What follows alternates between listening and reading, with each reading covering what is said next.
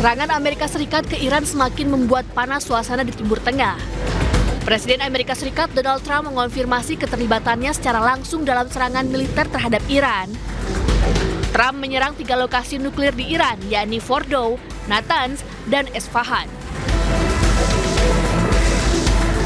A short time ago, the U.S. military carried out massive precision strikes on the 3 key nuclear facilities in the Iranian regime, Fordow, Natanz, and Esfahan. Everybody heard those names for years as they built this horribly destructive enterprise. Tonight I can report to the world that the strikes were a spectacular military success. Iran's key nuclear enrichment facilities have been completely and totally obliterated. Iran, the bully of the Middle East, must now make peace. If they do not, future attacks will be far greater and a lot easier.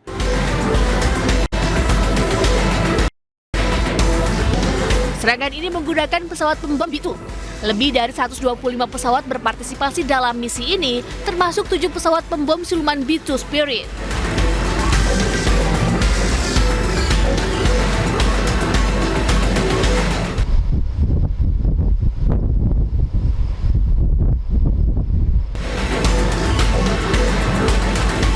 Misi dengan kode operasi Midnight Hammer ini mencatat sejarah karena penggunaan pertama bom Massive Ordnance Penetrator atau MOP.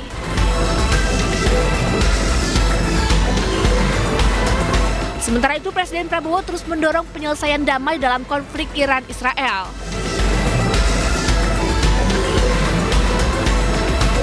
Ya, semua akan berusaha untuk deeskalasi. Semua kita ingin semua turunkan suhu. Kita ingin cari penyelesaian yang damai untuk semua pihak.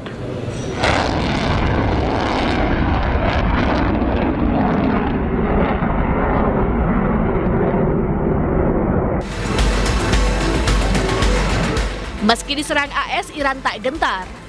Mereka langsung membalas serangan AS dengan meluncurkan rudal balistik, Khorramshahr dan Khabarovsk.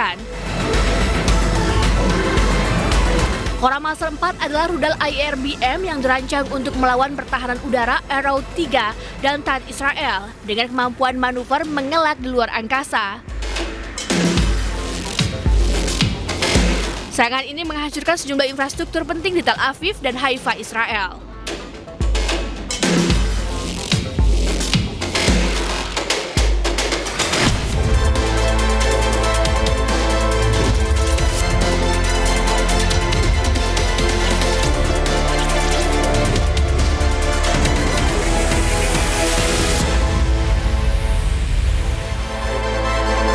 Selamat siang pemirsa, kondisi di Iran dan Israel memanas. Indonesia gerak cepat evakuasi warga negara Indonesia dari Iran. Sementara itu Prabowo dan Putin bertukar cindramata simbol persahabatan Indonesia dengan Rusia.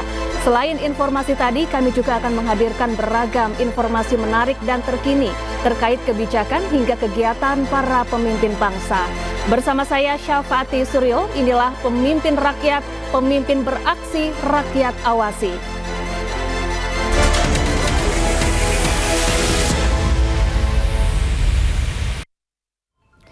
Pemirsa, memanasnya konflik Iran dan Israel membuat pemerintah Indonesia mengevakuasi WNI yang ada di kedua negara. Evakuasi WNI gelombang pertama melalui Azerbaijan berjalan lancar.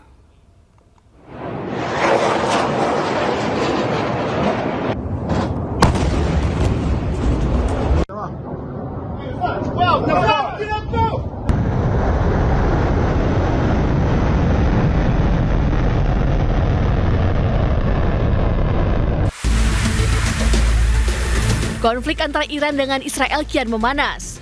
Pemerintah Indonesia mengevakuasi WNI yang tinggal di Iran dan Israel secara berkala.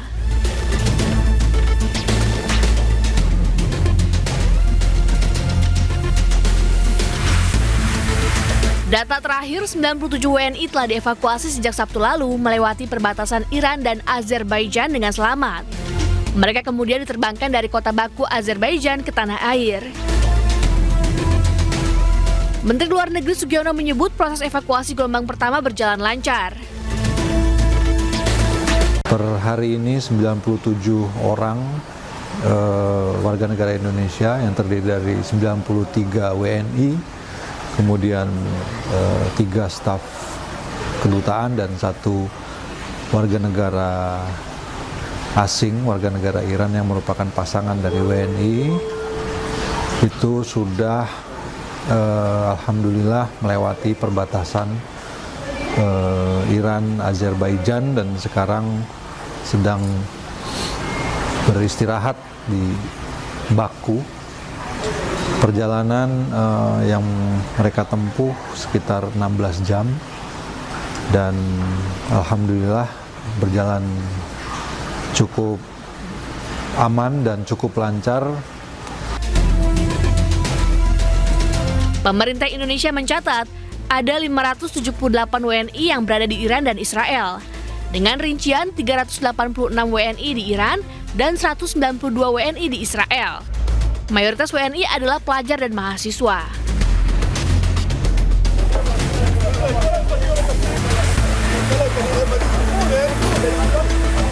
TNI mengerahkan 34 personelnya yang tergabung dalam crisis response untuk melakukan proses evakuasi. Serangan Israel ke Iran masih berlangsung hingga saat ini. WNI pun dievakuasi keluar Iran. Dan berikut kita dengarkan cerita warga negara Indonesia saat dievakuasi dari Iran.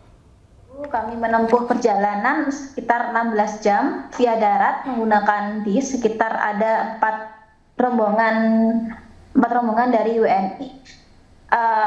Tentunya 16 jam di jalan bukan sesuatu yang mudah ya dengan kondisi seperti itu.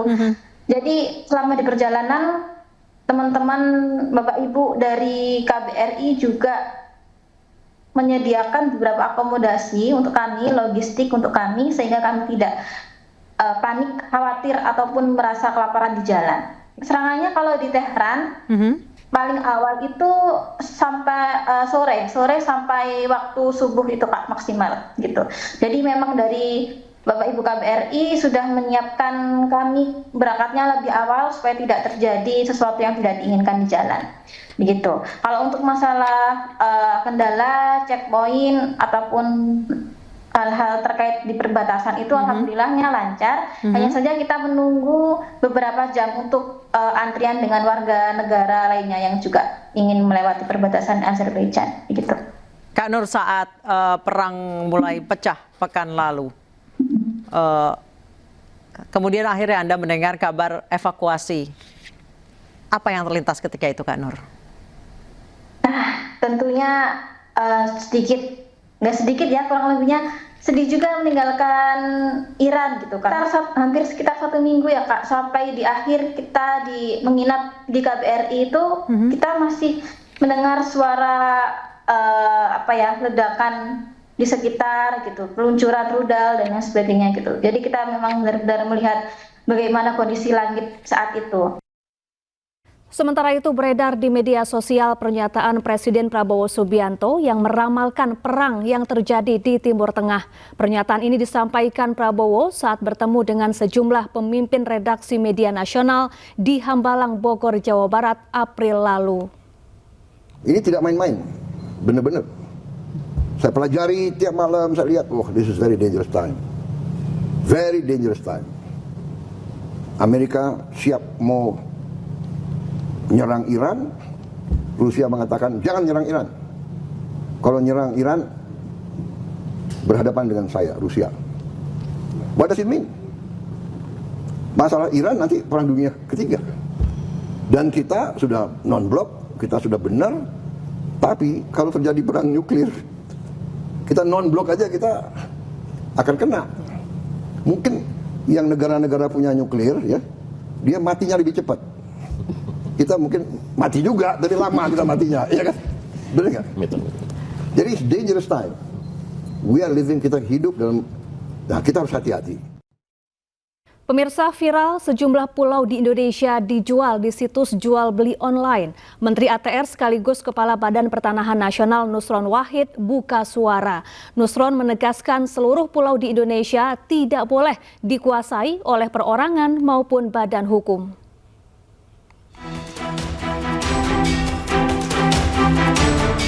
Viral di media sosial, 5 lahan di 4 pulau kecil di Indonesia ditawarkan dengan skema sewa di situs jual beli private islands online. Di antaranya pulau kecil di Kepulauan Riau, pulau kecil di Nusa Tenggara Timur, Pulau Panjang di Nusa Tenggara Barat, dan Pulau Seliu di Bangka Belitung.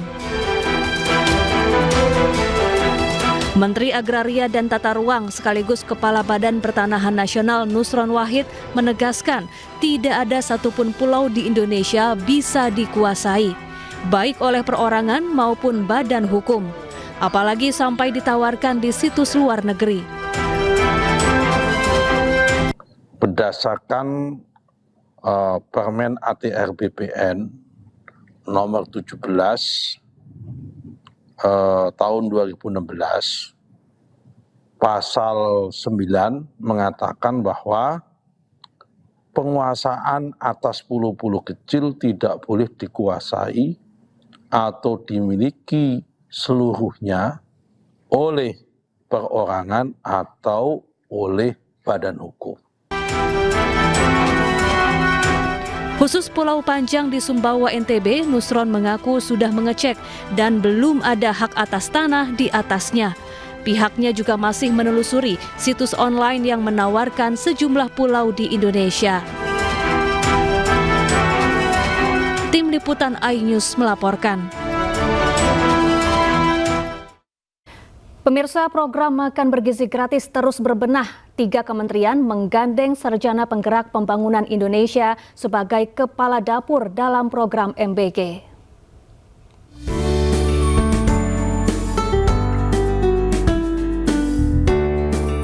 Pemerintah terus berbenah untuk meningkatkan program Makan Bergizi Gratis, salah satunya dengan menggandeng Sarjana Penggerak Pembangunan Indonesia atau SPPI.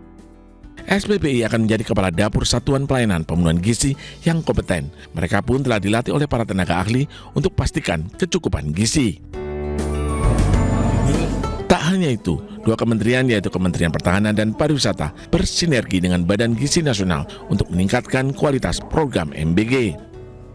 Menteri Pariwisata Republik Indonesia, Widianti Putri Wardana, menyebut ada 1.600 siswa yang tengah dilatih menjadi pengelola atau kepala dapur yang kompeten.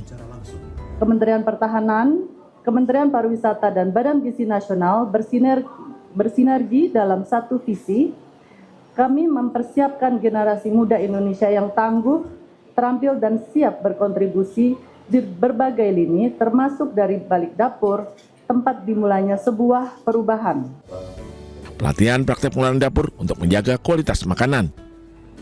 Selain itu, setiap 2 bulan mereka juga akan mendapatkan pelatihan lagi guna menyegarkan pengetahuan pengelolaan dapur. Ini bagian dari upaya untuk mengurangi atau menghilangkan kejadian gangguan pencernaan akibat makan bergizi. SPPI batch ketiga diikuti oleh 30.000 orang yang tersebar di seluruh tanah air. Nantinya mereka akan disebar ke SPPG di seluruh tanah air. Dari Bandung, Jawa Barat, Billy Maulana Fikran, iNews melaporkan. Pemirsa, usai jeda kita akan melihat cindera mata yang diberikan Presiden Putin kepada Presiden Prabowo. Jangan kemana-mana, tetaplah di Pemimpin Rakyat.